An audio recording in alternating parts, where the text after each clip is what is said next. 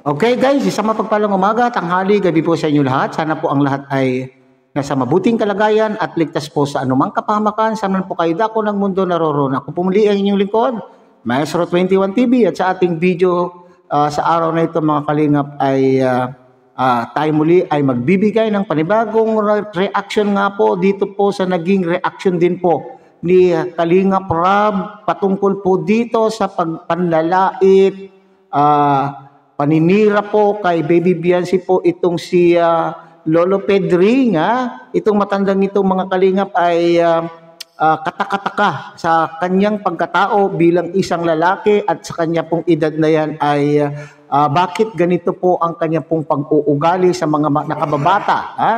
So, imbes na tayong mga matatanda ang nagbibigay o nagpoprotekta sa mga kabataan, ay itong matandang ito naman po ay siya naman po din yung pag-uugaling manira. Okay? Siya yung maninira ng puri ng isang bata na kagaya po ni Baby Beyonce. Ito po yung paksa mga kalingap na sinasabi nitong matandang ito na walang ganda.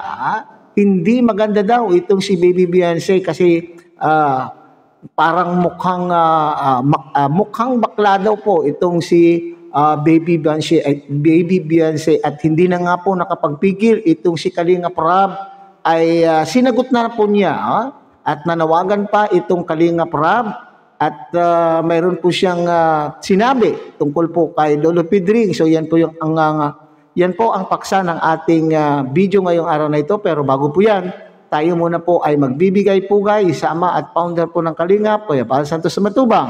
At tangkilikin po natin Ate Edna Vlog, Kalingap Rob.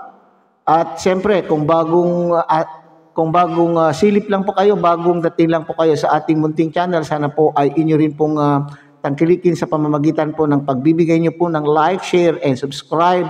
At tuloy, pindutin na rin po ang notification bell. At nang sa ganon, tayo pa rin po ay magkita-kita at magsama-sama sa susunod pong mga reaction videos na ating gagawin. Likewise, mega loud shout out sa ating mga kasamaan po dyan sa Karepa, Kalingap Reactor Partners.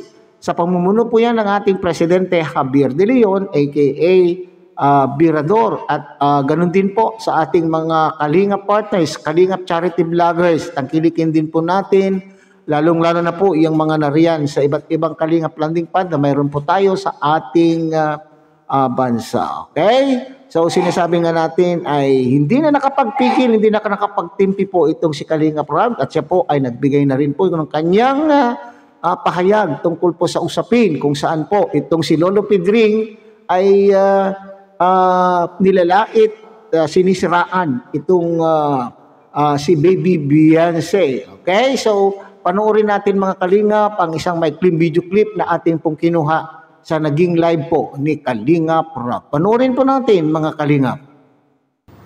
Baka type niya si Papa Eds. Papa Eds, siguro mga ilang siguro next time bigyan mo to ng oras. I-shout out mo. Oh, ayan. Pagka kayo sarap na mismo Uy! Naka-thumbnail pa Inano ako. Hindi ako kasi, kahit banatan nyo ako, di ko kayo papatulan. Ito kasi si Beyonce yung binanatan nyo Diba? Beneficiary ko yung binanatan nyo. Walang kalaban-laban yun. Ako kahit banatan nyo ako, sanay na ako dyan Saka, wala naman akong pakialam kasi di ko naman kayo pinapanood. Di ko naman mga pinapanood dyan mga kalingap. Kasi, magsasayin lang ako ng oras. Magpapasok lang ako ng negativity sa utak ko. Diba? Kaya di ako nanonood ng yung mga anti-kalingap. Di ko talaga pinapanood. Kaya ngayon, nung nakita ko sa recommended ko, lumabas tong vlog ni Bopil. Panood ko, kaya sabi ko, banatan nyo ako, pero ito, hindi pwede. Kasi wala namang channel yan wala namang channel si Beyonce. Saka kahit may channel yan, hindi yan magsasalita. Wala naman ibang magtatanggol dito kundi tayo, di ba? Si Dr. Love, siguro, yan, sila Kuya Bal. Pero iba pa rin niya ako mismo kasi ako yung ako yung tumulong. Ako yung nag-alaga. Ako yung nag-alaga kay Viancy. Ako yung nagturo sa kanya sa mga bagay-bagay, no? Ako yung nagsilbing kuya niya. Ako yung mas nakakilala sa kanya, no? On and off cam, nakakausap ko siya. Pag may problema, nakaka-chat ko siya. Kaya yun, sabi ko di-deserve ni Viancy itong mga pinagsasabi nitong matandang ito. Kaya yun. Kaya sabi ko, kahit ako banatan nyo, okay lang kasi di ko naman yan papansinin. Di ko nga yung papanoorin eh. Pag may nagsusumbong nga sa akin na may bumabaya sa akin, hayaan mo yan. Basta ako, focus lang ako sa ginagawa ko. Mareaklamo ko. Pag ang nagreklamo mismo is yung tinutulungan ko. Sakat wala naman nagreklamo sa tinutulungan ko. Masaya yung mga tinutulungan ko sa tahanan natin, di ba? Kasi yan nag-enjoy. So ano yung ko? Ano yung kumbaga para saan ba kung mag-explain ako, okay naman kami, di ba? Yung mga tagalabas lang naman yung bumabanat sa akin. So, banatan lang nila tayo, wala tayong magagawa kasi ganun na sila. Ganun na talagang bashers, hindi mo na mababago yan. Wala kang dyan, wala ka nang magagawa dyan. Sabi nga, di ba, you cannot please everyone. May mga tao pa rin talaga na kahit anong gawin mo, actually, kahit nga wala kang gawin, may bashers ka. Sabihin, tamad ka, wala kang ginagawa. Di ka matulungin. Tapos pag tumulong ka naman, may bashers ka pa rin. Diba? Kaya, mabuti pa, deadmahin mo na lang sila. Deadmahin mo na lang. Gawin mo kung ano yung tama para sa'yo. At wala kang tinatapakan tao. Tuloy mo. No? Ganun lang naman eh. Ano man yung sabihin nila sa'yo, opinion nila yun eh. Opinion nila yun. Pero ako, di tayo kagaya nila na pag meron tayong di gusto sa isang tao, i-expose natin, i-share natin yung mga kamalian niya. Sasarilinin ko na lang, di ba? Kaysa ipagkalat mo pa yung kasiraan ng isang taong yun. Sarilinin mo na lang. Isa na itong taong to. Isa na yan sa mga taong mahilig manira ng kapwa. Okay, so yan ang mga kalingap ang naging pakayag po ni Kalingap Rab at itong si Lolo Pedring mga kalingap ay nagpapalusot pa na sinasabi hindi daw niya nilait itong si Baby Viancy.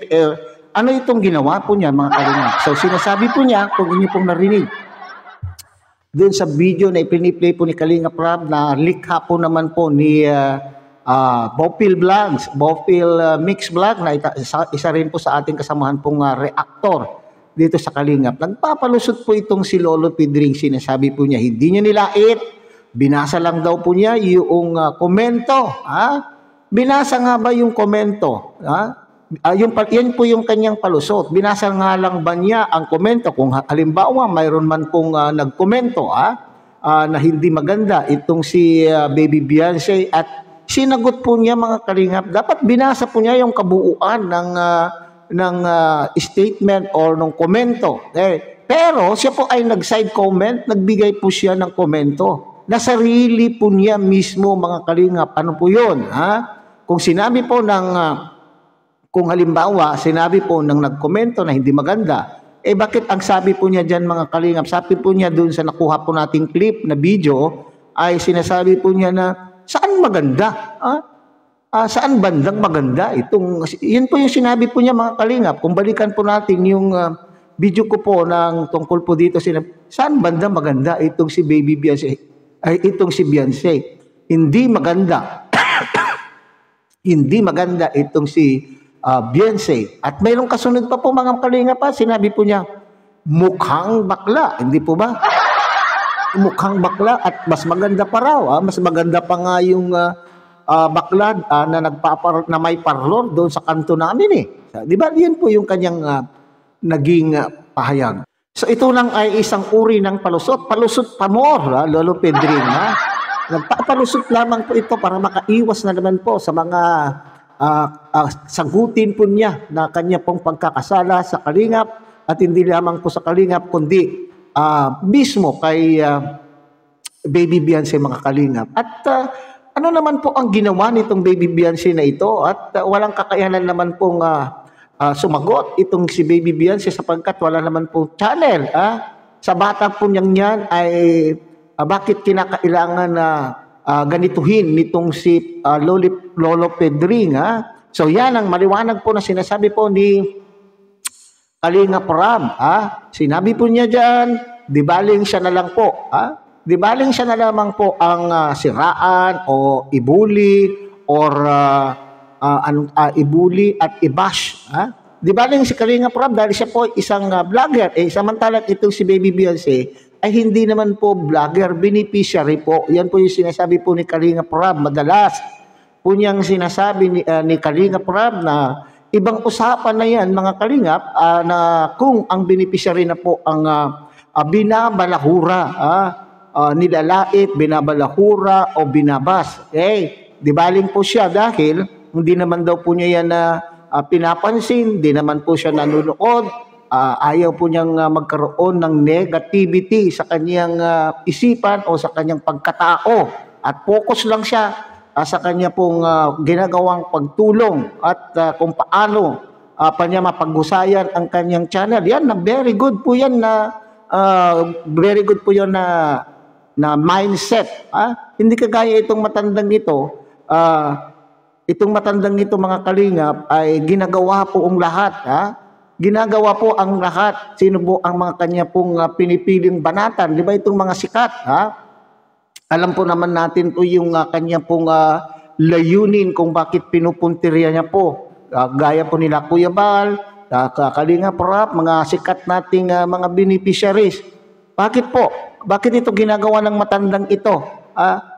Upang sa ganon, siya ay nagbabakasakaling, siya po ay sumikat, nagbabakasakaling, siya po ay kumita rin po dito sa YouTube. Alam po naman po natin ang kanya pong trabaho.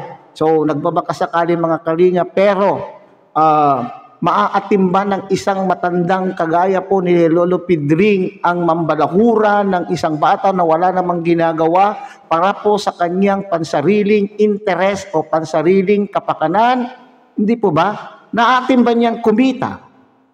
Naatim po niyang kumita at ipakain sa kanya pong pamilya ang resulta ng kanya pong pambabalahura. Pwede naman po siyang pumuna na hindi naman po na hindi niya gawin yung kanyang ginagawa po sa ngayon na manlalait o mambabalahura. Hindi po ba mga Kalingap?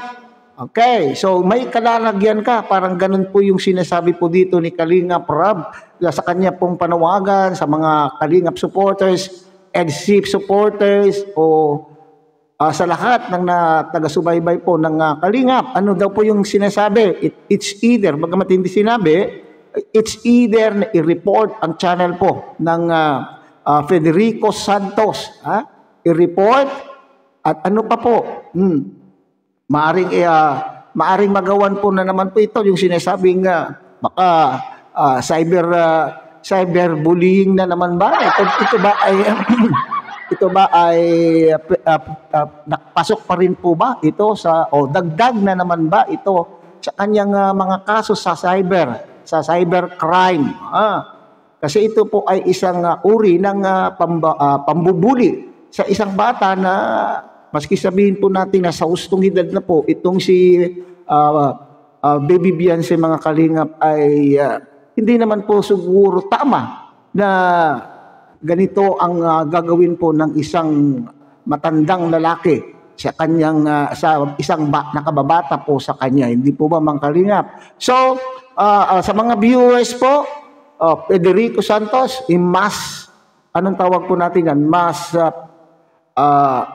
Mass report ang gawin natin. Mass report ang gawin para tumigil na itong matandang itong mga Kalingap na hindi tumitigil. Pinupuntirya po niya talaga ang mga beneficiary. So tama lang po din si Kalingap Rab na siyempre bilang siya po ang tagapagagalaga ng mga angels, bilang siya po ang tumutulong sa mga angels na ito, lalo na nga po itong mga may love team, natural lamang po na ipagtanggol po niya yung kanya pong mga angels. Okay? So hanggang dyan na lang muna tayo siguro mga kalingap. Muli, tagilikin po natin Kuya Bal Santos Matubang, Ate Edna Vlog at Kalingap Rob. At muli pinapakiusapan po kayo na sana po ay inyo rin pong tangkilikin ang munting channel na ito sa pamamagitan po ng pagbibigay niyo po ng like, share, and subscribe.